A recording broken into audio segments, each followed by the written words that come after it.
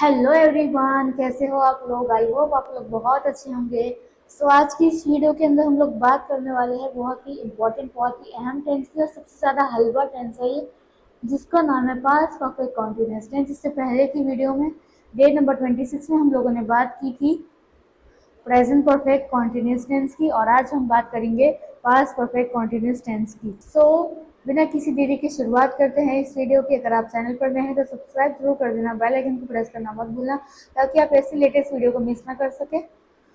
और वीडियो पसंद आए तो लाइक भी जरूर कर देना और अपने सारे फ्रेंड्स और फैमिलीज के साथ शेयर कर देना। अब भाई देर किस बात की, शुरू करते हैं इस लेसन को। Let's begin. Past perfect continuous tense. So what is past perfect continuous tense? Past perfect continuous tense है क्या?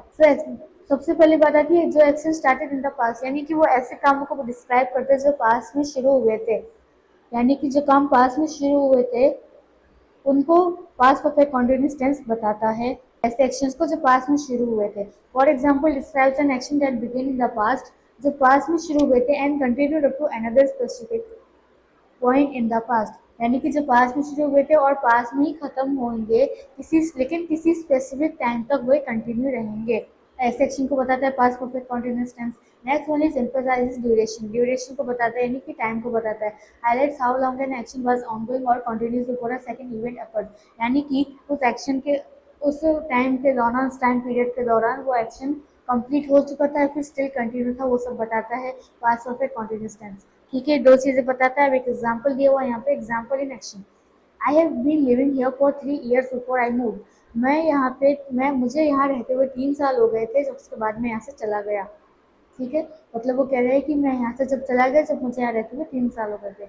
The living continue to the point of moving, मतलब कि रहने के साल कंटिन्यू थे जब मैं यहाँ से चला गया तब।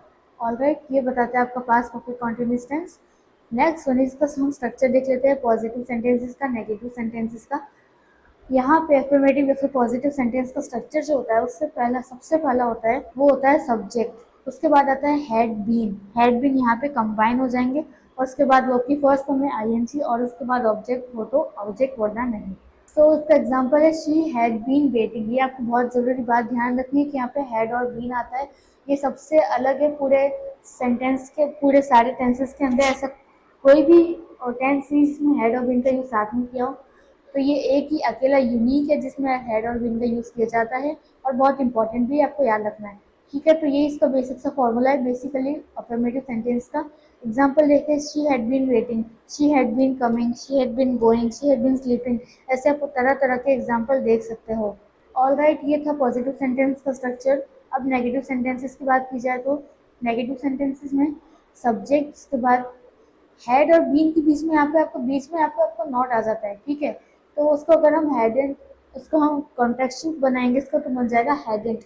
सिंपली हमने ओ हटा दिया, हेडेंट बन जाएगा। उसके बाद बीन, उसके बाद और की फर्स्ट फॉर्म में आईएनजी, और उसके बाद ऑब्जेक्ट। ठीक है, तो ये इसका फॉर्मूला होता है नेगेटिव सेंटेंस का।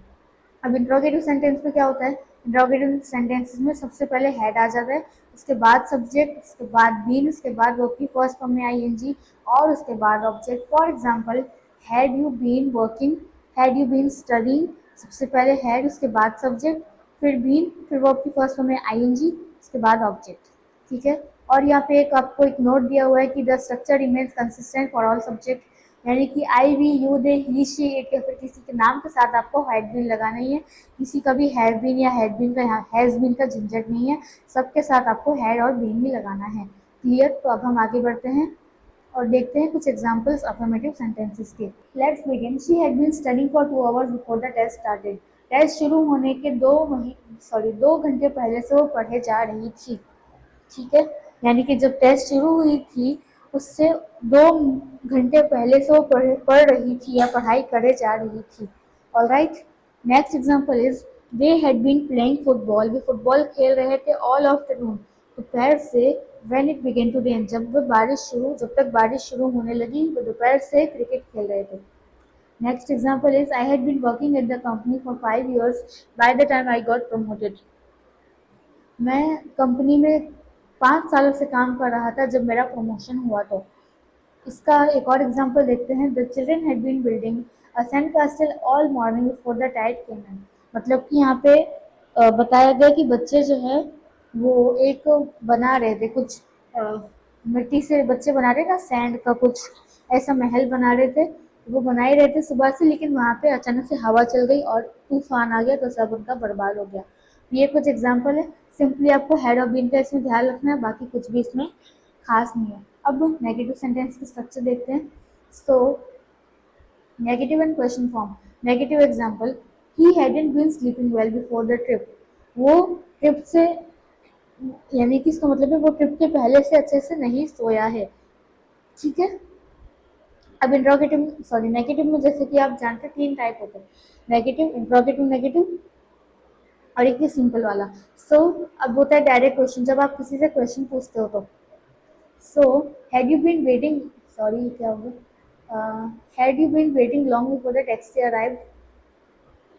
क्या तुम टैक्सी आने का बहुत देर से इंतजार नहीं कर रहे थे? यानी मान लीजिए आप टैक्सी का बहुत देर से इंतजार कर रहे थे, तो कोई आपसे पूछता है बहुत देर हो गई ना टैक्सी आने में, तुम बहुत देर से इंतजार कर रहे होगे, है ना?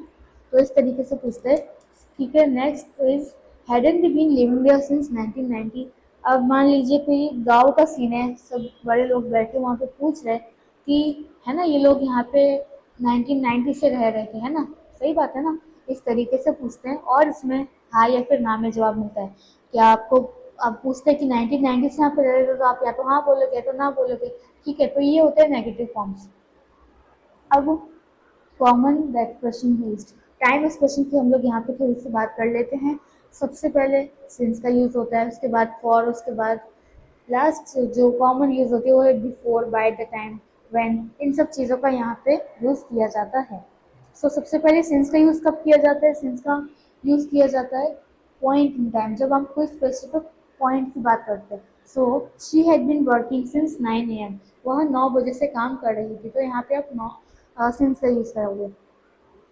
फॉर ड्यूरेशन, ड्यूरेशन के लिए जो हम यूज करते हैं तो हम फॉर का यूज करते हैं। ठीक है। So they had been travelling for 3 hours, वो 3 घंटे से ट्रैवलिंग कर रहे हैं।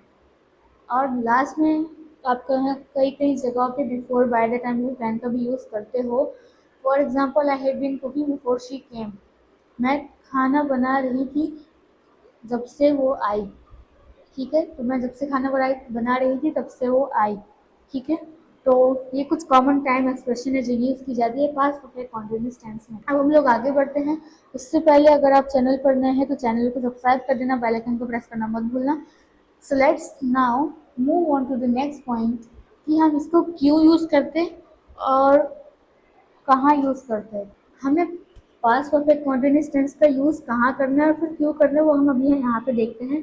So first is duration before another past event, मतलब कि to show how long something was happening before another thing in the past, मतलब कि ये बताता है कि कोई काम जो है वो कितना लंबा हुआ था उसके बाद जो दूसरा काम शुरू हुआ उससे पहले।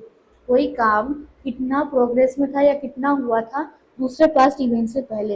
ये बेसिकली आपको टाइम ही बताता है। पूरा पास्ट परफेक्ट कॉन्टिन्यूअस टेंस से बहुत बड़ा जिक्र होता है टाइम का।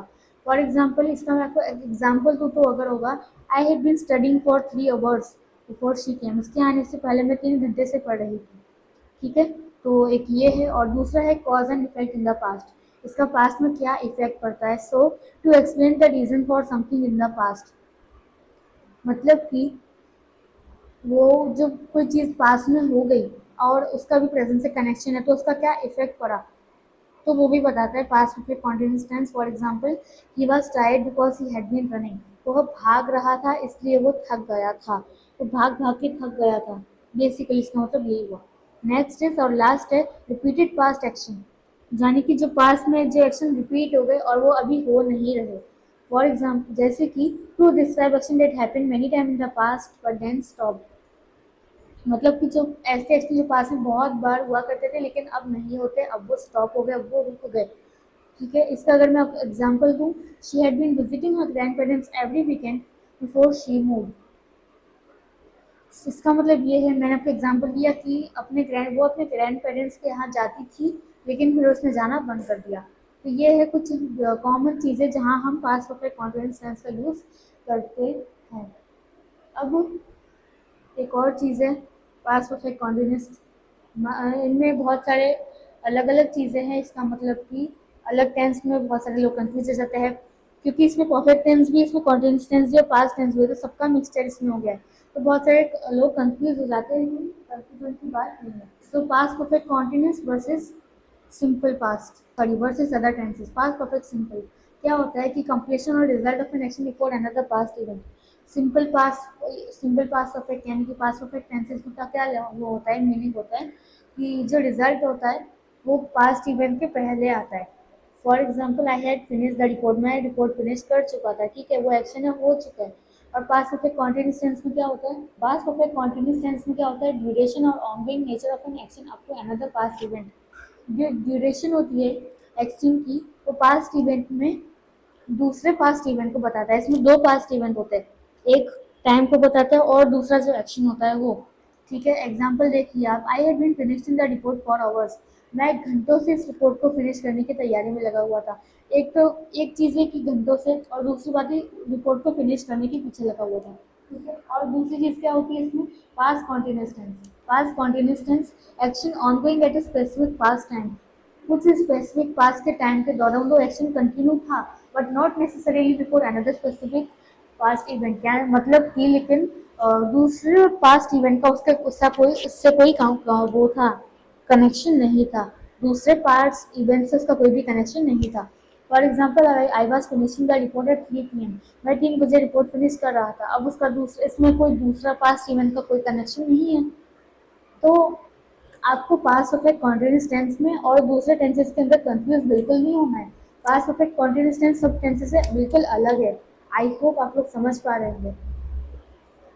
मैं आपको एक क्विक रिकैप दे देती हूँ, समरी देख लेते हैं इसकी, ताकि आप बिल्कुल अच्छे से समझ पाए। इसका फॉर्मूला आपने याद रखा है, हैड बीन प्लस वर्ब की फर्स्ट फॉर्म में ING. Alright, okay. Next is use, क्या मतलब इसका मेन यूज क्या है, shows ongoing past action before another past event, एक पास्ट इवेंट से पहले दूसरे पास्ट एक्शन को बताता है, ठीक है। दूसरे पास्ट इवेंट से पहले एक और पास्ट के एक्शन को ये बताता है या फिर दिखाता है, डिस्क्राइब करता है। टाइम मार्कर्स मतलब कि since, for, before, when, bye the time etcetera इसमें यूज किए जाते हैं। और affirmative, negative, question, interrogative, negative सभी फॉर्म में इसका यूज किया जाता है। ये था एक क्विक समरी जो पास्ट परफेक्ट कॉन्टिन्यूअस टेंस के लिए थी। That's all for today. I hope आपको आज के इस वीडियो में बहुत मजा आया होगा, और अगर आप कुछ भी डाउट है तो आप वीडियो को रिप्ले करेंगे, आप वीडियो को दोबारा से देखेंगे तो आपके सारे डाउट क्लियर हो जाएंगे। That's all for today. I hope आपको आज के वीडियो में मजा आया होगा।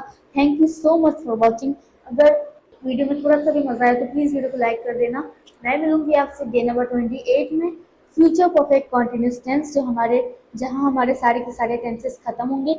सी you in the next lesson. Till then, thank you so much for watching and take care. Bye bye.